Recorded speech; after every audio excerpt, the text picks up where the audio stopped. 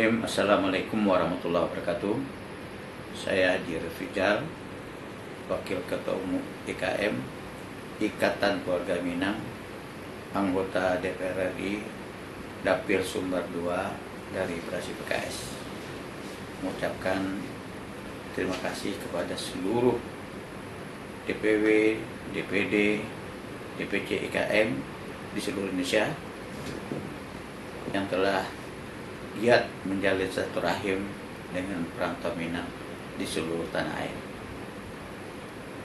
Dan juga saya mengimbau kepada seluruh perantau Minang dimanapun berada untuk terus menjalin silaturahim dan bergabung dengan Ikatan Keluarga Minang IKM, baik di tingkat provinsi maupun tingkat kota kabupaten maupun tingkat kecamatan di seluruh tanah air dari Sabang sampai Merauke.